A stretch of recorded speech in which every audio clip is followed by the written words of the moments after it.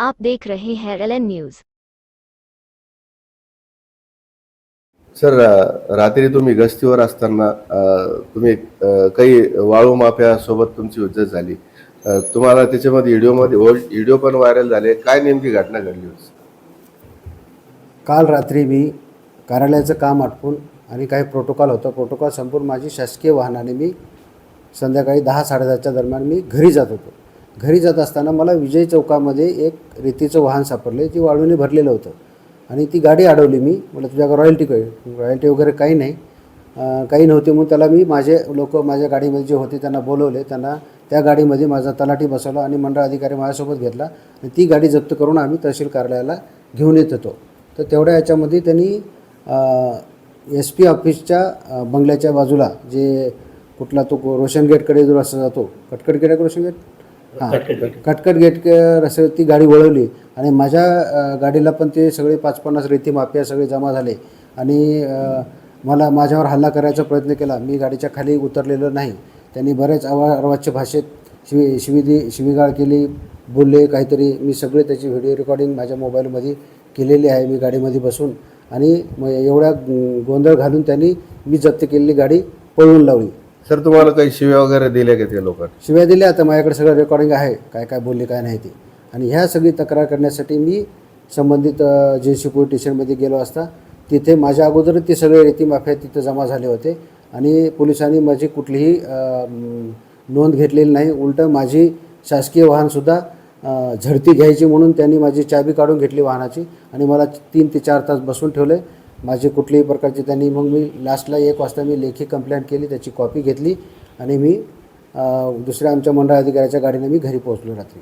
Sir, ते वाळू mafia काही तुमच्यावर हल्ला करण्यास तयारी होते, ते कशी तयारी? 100% हल्ला करायच्या तयारीत होते. ते त्यांच्या बोलण्यावर वाटत होतं. ते काही कोणी शुद्धीवर नव्हतं. त्यांचे सगळे एकमेकाला काय भाषा वापरत होते ती म्हणजे मी सांगू शकत नाही अशी.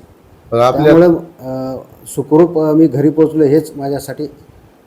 आता तुम्ही या संदर्भामध्ये जिल्हाधिकारी काही सोडणार नाही आहे. यांच्यावर गुन्हे दाखल केल्याशिवाय मी चूप बसणार नाही आणि यापुढे माझी कारवाई चालूच राहणार आहे. यासोबत जिल्हाधिकारी काय कोणी मला धमकी दिली म्हणून मी काय वाहनं पकडणं बंद करेल हे त्यांचा गैरसमज आहे. हे कारवाई चालूच राहील, याच्यापेक्षा आणखी कडक राहील चालू. जिल्हाधिकारी सोबत चर्चा झाली तुमची या संदर्भात? रात्रीच मी जिल्हाधिकारी साहेबांशी चर्चा केली फोनवर, DCP साहेबांशी चर्चा केली, ACP साहेबांशी चर्चा केली, सहकार्य करत नाहीत म्हणून. परंतु कलेक्टर सरांनी बोलले, मग कोणीही मला काही हे केलं नाही म्हणून मी शेवटी अर्ज दिला आणि रात्री 1 वाजता घरी गेलो. आपलं नाव? सर, रमेश मुंडोर, तहसीलदार. हा एकच आहे, त्याच्यामध्ये आणि हद्द कुठंच कायम झालेली नाही.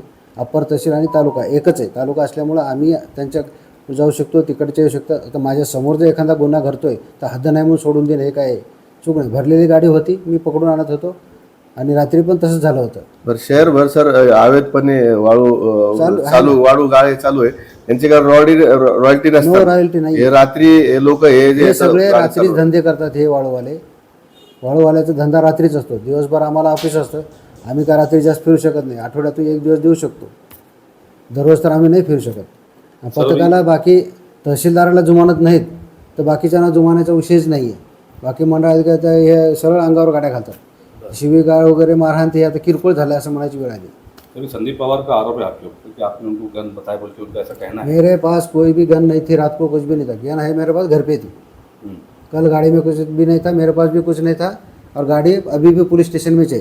के ऊपर से लिए गाड़ी, मेरे को समझ में नहीं आया अभी तक. संबंधित वाळू जे तस्कर जे आता तुमच्या समोर येऊन तुम्हाला धमकी देत होते, त्याच्यामध्ये संदीप पवारचं नाम पुढे येते, त्याच्यावर कारवाई करणार आहे. तो मेन तो पोलीसवाला आहे.